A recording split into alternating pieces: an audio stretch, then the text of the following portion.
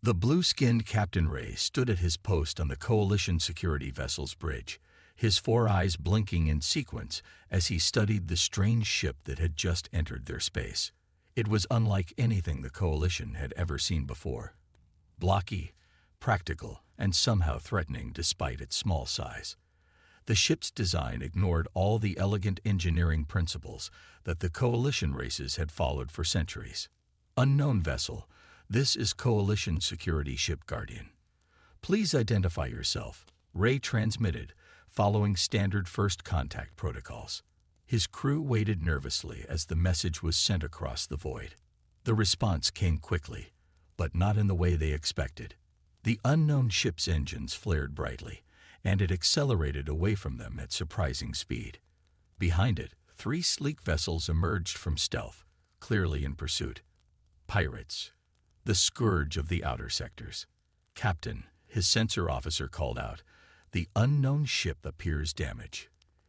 Its engine housing shows signs of weapons fire. Ray's secondary hearts began beating faster. This was no longer a simple first contact scenario.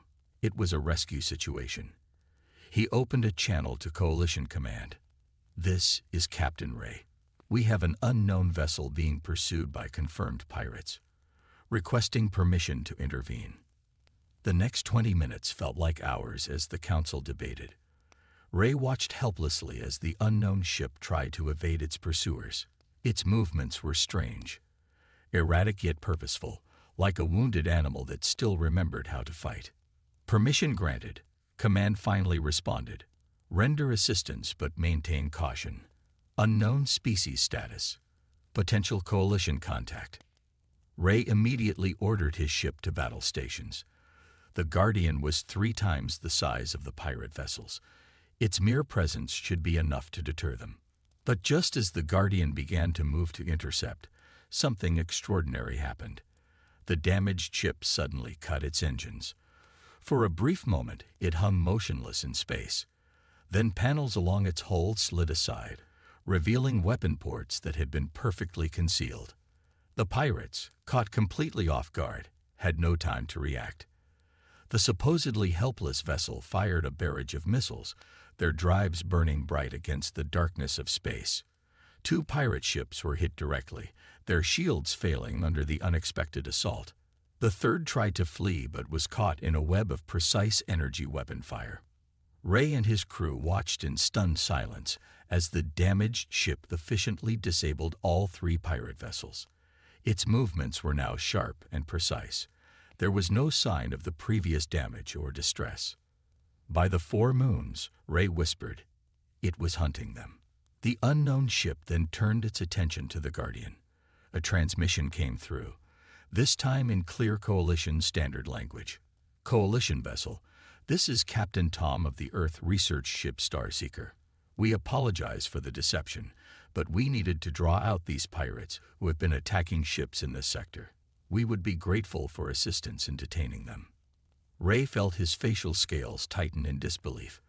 Research ship, you claim to be a research vessel. Of course, Captain Tom replied, and Ray could hear what seemed like amusement in the alien's voice. We're a deep space research vessel with standard defensive capabilities. All human ships are equipped for combat. It would be foolish to venture into unknown space otherwise. The implications of this statement sent a chill through Ray's body. If this was merely a research vessel with standard defensive capabilities, what did a human warship look like? Hours later, after the pirates had been detained and formal first contact procedures were finally initiated, Ray sat in his quarters writing his report to Coalition Command. He chose his words carefully. The species known as humans appears to have no concept of truly civilian vessels. Their so-called research ship demonstrated military capabilities that match our light combat vessels. Most concerning is their comfort with deception as a tactic and their casual attitude toward combat. He paused, then added, recommend immediate review of Coalition contact protocols. These humans represent something entirely new, a species that seems to have evolved with constant military readiness as a core aspect of their civilization. We must approach with extreme caution. As he finished his report, Ray couldn't help but wonder if they had just made contact with a valuable new ally, or something far more dangerous. The Coalition's main diplomatic hall buzzed with nervous energy as representatives from 12 species gathered to meet the human delegation. Giant screens showed the human ship docked at the station, its blocky form standing out among the smooth Coalition vessels like a predator among peaceful grazers. Ambassador Jack walked into the hall with 2 other humans, their movements careful in the lighter gravity. The Coalition members noticed how the humans constantly scanned the room, noting exits and positions of security personnel. Even in diplomatic dress, they moved like soldiers. Head Speaker Lori, the eldest of the Coalition Council, stepped forward. Her crystalline form caught the light as she gave the traditional greeting. "We welcome you in peace and hope for understanding between our peoples. We return your welcome and share your hope for peace," Jack replied smoothly, but many council members noticed his hand never strayed far from a small device on his belt. Later, they would learn it was a personal shield generator. Another example of human paranoia. The initial pleasantries gave way to harder questions. "Why do you arm your research vessels?"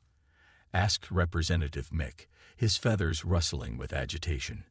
Surely scientific pursuit should be separate from military capability. Jack's expression remained neutral. With respect, that separation nearly led to the extinction of our species in our early space age. We lost 3 unarmed research ships to what you would call natural space phenomena before we learned our lesson. After that, we made a choice. Every human ship would be able to defend itself. But the level of weaponry on your research vessel exceeds our military patrol ships, protested another council member. "The Star Seeker carries what we consider minimal defensive capabilities," Jack explained. "Just enough to survive until help arrives. Would you send your children into the wilderness without teaching them to protect themselves?" The council chamber erupted in overlapping voices. The concept seemed to divide the Coalition members. Some were horrified by the constant military preparedness, while others showed signs their species recognized as thoughtful consideration. Head Speaker Lori raised her crystalline arms for silence. "You speak of children and survival, yet your ship used deception. It pretended to be damaged to lure pirates into a trap. How can we trust a species that treats dishonesty as a tactical tool?" For the first time, Jack showed genuine surprise. "You consider it dishonesty. We see it as wisdom. The best victory is the one achieved with minimal loss of life. By appearing weak, we prevented a larger conflict that could have endangered more lives, both human and Coalition." The debate continued for hours. The humans explained their history, their constant fight for survival on a planet that tried to kill them daily. They spoke of predators that shaped their evolution, of natural disasters that taught them to prepare for the worst, and of conflicts that showed them the value of both strength and restraint. "Every human ship has weapons," Jack concluded, "but notice that we disabled the pirates rather than destroying them. We have the capacity for great violence, yes, but we choose to use it only when necessary. That choice, that control, is what makes us civilized." As the session ended, Head Speaker Lori met privately with Jack. "Your words are wise, but some council members fear what other surprises your species might have. The Star Seeker's capabilities were unexpected. What should we expect from your actual military vessels?" Jack smiled gently. "Madam Speaker, I hope you never have to find out. We believe that peace comes through strength and preparedness, not weakness and hope. Every human knows that the most dangerous animal is not the one that displays his weapons, but the one that keeps them hidden until threatened." Lori's crystalline form shimmered with concern. "Some would call that a threat." "Not a threat," Jack corrected. "A lesson learned through centuries of survival. We come in peace, but we come prepared for anything else. That's how we've survived, and that's how we'll continue to explore the galaxy." As the human delegation departed, Lori added a personal note to the official record. "The humans are neither as aggressive as some fear, nor as peaceful as others hope. They are something we've never encountered before. a species that has embraced both war and peace so completely that they see no contradiction between them. The question now is whether our coalition can adapt to their presence, or if our differences will lead us to conflict. Pirate Lord Drake watched the convoy through his ship's main viewer. 6 large human cargo vessels moved slowly through space, their holds presumably full of supplies for their new colony. His fleet of 20 ships had been tracking them for days, waiting for the perfect moment to strike. "They're far enough from coalition space now," his second-in-command said. "No patrol ships in range. And look how slow and bulky those cargo ships are. This will be easy prey." Drake wasn't so sure. The incident with the human research vessel had made him cautious, but his crew was hungry for action. "Any escorts?" he asked. "None detected. Not even defensive screens. They must be confident in coalition protection. Too bad they've passed the border." Drake studied the convoy again. Something felt wrong. The ships were too exposed, too vulnerable. But the reward would be worth the risk. Human technology was valuable, even if it was ugly and primitive looking. "All ships, attack pattern Sigma," Drake ordered. "Disable their engines first. I want those ships intact." His fleet moved in perfect formation, surrounding the convoy. The cargo ships made no attempt to flee. In fact, they didn't react at all. "This is too easy," Drake muttered. Then his tactical officer screamed. The sides of the cargo ships were falling away, revealing what lay beneath. Each vessel's boxy exterior was just a shell, hiding sleek warships underneath. Where there had been 6 slow cargo ships, now there were 6 warships, their weapons already locked on Drake's fleet. "Attention pirate vessels." A calm human voice transmitted on all frequencies. "This is Colonel West of the Human Defense Force. You are surrounded and outgunned. Power down your weapons and prepare to be boarded." Drake laughed. 6 ships against 20. Check your math, human." "Oh, those aren't our warships," Colonel West replied. "These are just colony defense vessels. We use them to protect our settlements. But since you mentioned math..." The cargo shells that had been discarded began to change shape. Each piece of debris transformed into a smaller combat vessel, adding another 18 ships to the human fleet. "You see," West continued, "humans believe in recycling. Even our disguises are weapons. Now, would you like to surrender? Or should we demonstrate what our defense vessels can really do?" Drake's sensor officer's voice shook. "Sir, they're weapons.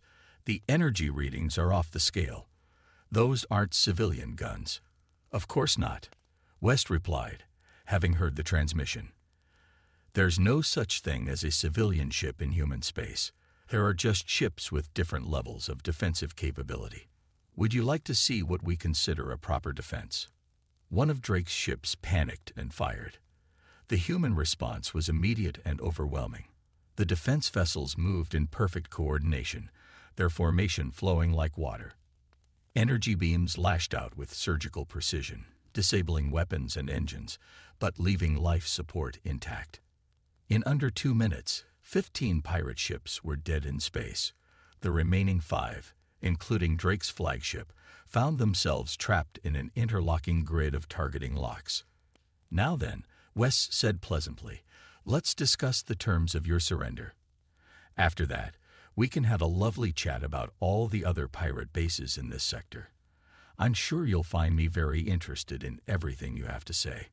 Later, after the pirates had been detained and their ships secured, Drake sat in a holding cell, wondering how it had all gone so wrong.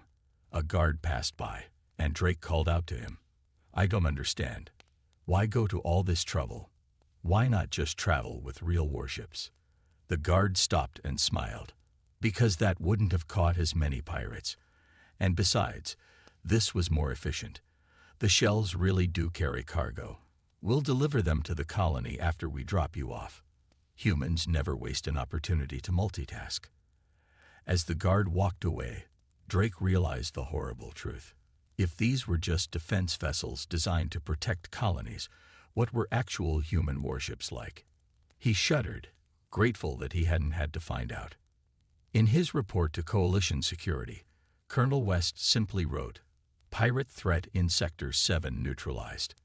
No casualties on either side. Request permission to continue convoy escort duties. Note, recommend updating Coalition ship classification protocols. Current system fails to account for human multi-role vessel capabilities." The report included a postscript. Also, please inform Coalition Command that in human terms, this was a police action, not a military operation.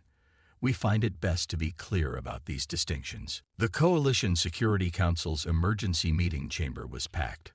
Representatives from all member species sat around the circular table, their attention fixed on the holographic display in the center. It showed recordings of the recent human encounter with the pirate fleet. Admiral Pax, a veteran of countless space battles, replayed the transformation sequence again. The cargo ship shells peeled away like flower petals, revealing the deadly vessels hidden within. His tentacles curled in agitation. "Look at the precision," he said, pointing with 3 limbs. "This isn't some desperate defensive measure. This is a carefully designed military strategy. The humans planned this from the beginning." Head Speaker Laurie's crystalline form pulsed with concerned colors. Their ambassador claimed all their ships had standard defensive capabilities. How do we classify vessels that can do this? The Council's chief analyst, Master Till, stepped forward, his mechanical eye weird as he focused on the display. "That's the problem. We've been analyzing their ship classifications all wrong. Humans don't think like us. The hologram changed to show different human vessels they'd encountered so far. See, we divide ships into civilian and military categories. Humans divide them by primary and secondary purposes. Every human ship is a weapon. They just decide what else it should do besides fight. Surely they must have some purely peaceful vessels," one representative argued. "Their children, their families." Till shook his head. "Their colony ships are armed. Their medical ships are armed. We found records of something they call escape pods. Even those have point defense systems. It's integrated into every aspect of their engineering." The room erupted in concerned murmurs. Admiral Pax raised his tentacles for silence. "There's more. We've been studying their historical records. Do you know how long humans have been fighting wars?" The hologram shifted to show a timeline. It stretched back far longer than anyone expected, filled with countless conflicts. "They've been fighting since before they invented writing," Pax continued. "Their entire history is an endless cycle of war and peace, and here's the truly frightening part. They'd gotten better at both. They fight more effectively and make peace more permanently than they did before. But they haven't attacked us," Head Speaker Laurie noted. "They've been respectful of our laws, helpful even. The pirate threat in 3 sectors has almost disappeared since they arrived." "That's what worries me," Till said. "Everything we've seen suggests humans are always preparing for war, yet they're actively avoiding it. It's like watching a predator pretend to be harmless. We need to know why." A junior analyst rushed into the chamber, his scales flushed with excitement. "Masters, we've decoded more of their historical transmissions. You need to see this." A hologram changed again, showing scenes from human entertainment broadcasts. Space battles, heroic last stands, desperate fights against overwhelming odds. But mixed in were scenes of peaceful exploration, scientific discovery, and cooperation between different human cultures. "Look at the dates," the junior analyst pointed out. "These aren't historical records. These are stories they tell their children. They teach them to be both peaceful explorers and warriors simultaneously." Admiral Pax's tentacles twisted in complex patterns of worry. "We need to control this situation. I propose immediate restrictions on human vessel movements through Coalition space, mandatory inspections, limited armament, no more of these transforming ships." "And if they refuse?" Laurie asked. "Then we'll know their true intentions," Pax replied grimly. Till's mechanical eye whirred again. "With respect, Admiral, I believe that would be a serious mistake. Think about what we've learned. Humans don't divide peace and war the way we do. Everything we've seen suggests they're trying to protect themselves while avoiding conflict. If we treat them as a threat, then we risk making them one. Lori finished, her crystalline form dimmed in thought. But we can't ignore the danger they represent. Their very way of thinking challenges everything our coalition stands for. The council debated long into the night. Finally, they'd reached a decision. New regulations would be imposed on all non-coalition vessels, carefully worded to avoid singling out humans specifically. It seemed like a reasonable compromise. None of them realized they had just taken the first step toward a confrontation that would reveal just how little they truly understood about humanity's capacity for both war and peace. The merchant ship Rising Star hung motionless in space as 3 coalition patrol vessels surrounded it. Its captain, Robert Gray, watched calmly as they took up attack positions. The new regulations had been in effect for less than a week, and already things were going exactly as he had warned the human diplomatic courts they would. Human vessel Rising Star. The coalition commander's voice crackled over the comm. Your ship has been selected for random inspection. Power down your systems and prepare to be boarded. Gray sighed and pressed the shipwide communication button. All hands, this is the captain. Initiate Protocol 7. He then switched to the external channel. Coalition Patrol, this is Captain Gray. I'm afraid I must inform you that under Article 7 of the Human Space Treaty, any attempt to forcefully board a human vessel is considered an act of war. Please withdraw to a safe distance. The coalition commander laughed. Captain, your vessel is classified as a merchant ship. These regulations apply to all civilian vessels in coalition space. There seems to be some confusion, Gray replied. The Rising Star's primary function is commerce, yes, but like all human ships, it is a military vessel by design. Article 7 applies to all human ships, regardless of their primary function. You would declare war over a simple inspection? The commander asked incredulously. Not at all. I'm simply informing you of the legal consequences of your actions. The choice is yours. The coalition vessels maintained their position. Gray noted their weapons were powered but not locked. They still didn't understand. Final warning. Coalition Patrol. Any attempt to board this vessel will trigger an automatic response. I cannot override this protocol, even if I wanted to. Please withdraw. The coalition commander's voice hardened. Captain Gray, you will comply with coalition regulations or... A new signal cut through all channels. 3 words, broadcast in plain text. ARTICLECVEN. Activated. Deep in human space, automated systems that had lain dormant for centuries hummed to life. Quantum entanglement communicators, technology the coalition didn't even know existed, transmitted faster than light. And in dark, quiet corners of space, things that had been sleeping began to wake. On the coalition patrol ship's sensors, something impossible appeared. A massive vessel seemed to phase into existence less than a kilometer away, appearing from nowhere with no warning. It was sleek, deadly, and unmistakably human in design. But unlike the utilitarian vessels they'd seen before, this one was built for a single purpose. This is the HFY Defender, a new voice announced. Coalition Patrol, you have 30 seconds to withdraw from weapons range of our merchant vessel. This is not a negotiation. The coalition commander sputtered. Where did you come from? Our sensors showed nothing in range.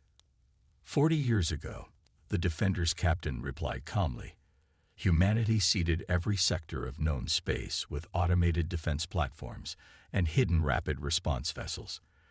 They've been watching, waiting, and recording. Article 7 activated them. You have 15 seconds remaining. The coalition ship's sensors finally processed the Defender's true size. It was 3 times larger than their largest vessel, and their scans couldn't even penetrate its outer hull. 10 seconds, the Defender announced. Be aware that diplomatic solutions become significantly more complicated once weapons are fired. The coalition commander ordered an immediate withdrawal. As his ships retreated, He noticed something even more terrifying on his long-range sensors. More ships were appearing throughout Coalition space, near every major trading route and colony. Back on the Rising Star, Captain Gray sent a private message to the Defender. Was this show of force really necessary? The diplomatic corps thought it would be more efficient than letting the situation escalate through smaller incidents, came the reply. Sometimes the best way to avoid a fight is to show exactly why fighting would be a bad idea. Gray nodded to himself. The Coalition would soon learn that humanity's dedication to peace was matched only by their preparation for war. It wasn't a contradiction. It was a carefully maintained balance that had kept human space safe for centuries. As the Coalition patrol disappeared into the distance, Gray began composing his report to Human Command. The first line read, Article 7 has been invoked. The sleeping fleet awakens. May the Coalition choose wisdom over pride. Admiral Pax stood on the bridge of the Coalition's flagship, the Grand Defender, watching as his fleet of 200 ships moved into attack formation. The humans had revealed their hidden fleet, and the Coalition Council had voted to respond with force. They would show these humans that the Coalition wasn't defenseless. All ships report ready, his second-in-command announced. The human vessels remained stationary. Through the main viewer, Pax could see the human battle line. Only 50 ships, spread out in a loose formation that made no tactical sense to him. His tactical officers had identified the HFY Defender among them, but the rest were unknown designs. Send the demand for their surrender, Pax ordered. His fleet had them outnumbered 4-1. Even with superior technology, the humans couldn't hope to win. The response came immediately. Coalition fleet, this is Admiral Kate of the Human Defense Force. One last time. Withdraw your ships and return to peaceful negotiations. What you've seen so far isn't even a fraction of our capabilities. Pax's tentacles curled in anger. You hide warships in our space, threaten our patrols, and still claim to want peace. Begin the attack. The Coalition fleet surged forward, energy weapons charging. The human ships didn't move. They didn't raise shields. They just waited. Admiral, his sensor officer called out, voice shaking. The human ships, they're changing. The transformation was unlike anything they'd seen before. The human vessels seemed to unfold, panels sliding away to reveal weapon systems that dwarfed anything on their previous ships. But worse than that, each ship was splitting apart, smaller vessels emerging from within like deadly butterflies from metal cocoons. Where there had been 50 ships, there were now more than 300, and they were still transforming. By the eternal stars, someone whispered, they're not ships at all. They're carrier groups. Admiral Kate's voice came through again. Coalition fleet, power down your weapons. Those weren't warships you found hidden in your space. They were just the rapid response units. These are warships. This is your final warning. Pax's pride wouldn't let him back down. All ships, open fire. The Coalition fleet released its full fury. Thousands of energy beams and projectiles streaking across space. They hit. Nothing. The human ships flowed around the attacks like water, their movements impossibly graceful for their size. Then the humans responded. Each carrier group attacked as a single unit, smaller ships moving in perfect coordination with their parent vessel. They didn't target the Coalition ships' weapons or engines. They simply passed through the fleet, their energy fields disrupting every system they touched. Status report. Pax demanded as his flagship's lights flickered. All systems failing. But they're not destroying anything. They're just turning everything off. In less than 5 minutes, the entire Coalition fleet hung powerless in space. No weapons, no engines, no communications. Only life support and basic gravity remained functional. A single human shuttle approached the Grand Defender. Through the viewport, Pax watched as it docked with impossible precision. The airlock cycled, and Admiral Kate walked onto his bridge. She was shorter than he expected, and she carried no visible weapons. You could have destroyed us, Pax said quietly. That would have been wasteful. Kate replied. And contrary to our mission, humanity hasn't survived this long by destroying potential allies. Allies? After this? Yes, because now you understand what we've been trying to tell you. Every human ship you've seen before this, the research vessels, the merchants, the colonists, they were just people going about their lives, carrying reasonable defenses. This, she gestured to the fleet outside. This is what we created after centuries of war taught us the true cost of conflict. We built this fleet not to fight wars, but to end them before they begin. Through the viewport, Pax watched as the human ships began transforming again, folding themselves back into their compact configurations. The Council will never accept this level of military power in coalition space, he warned. Kate smiled. They already have. Think about it. We've had these ships hidden in your space for decades. We could have conquered the coalition 100 times over. Instead, we helped protect your trade routes and hunt down pirates. Now, shall we discuss peace terms? The Coalition Council chamber was quiet as Ambassador Jack walked in with Admiral Kate. 3 days had passed since the battle, and the mood had shifted from fear to a strange mix of respect and curiosity. The council members had spent those days reviewing centuries of human history that had previously been hidden from them. Head Speaker Laurie's crystalline form glowed with a new understanding as she addressed the human representatives. "We've been blind," she began. "We saw your armed merchants and thought you warlike. We saw your hidden fleet and thought you deceitful. But we were looking at the painting while missing the picture. Humanity's greatest strength isn't our weapons," Jack replied. "It's our memory. We remember every war, every loss, every lesson learned in blood. We build weapons not because we want to use them, but because we remember what happens when you're not ready to defend yourself." Admiral Pax, now serving as military advisor to the Council, raised a tentacle. "Your ships could have destroyed my entire fleet. Instead, you disabled us with minimal damage. Even your weapons show restraint. The deadliest weapon is often the one you never have to fire," Admiral Kate said. "We call it the doctrine of overwhelming peace. Maintain such strength that war becomes unthinkable, but never use that strength for conquest." The council chamber's main display activated, showing scenes from human history.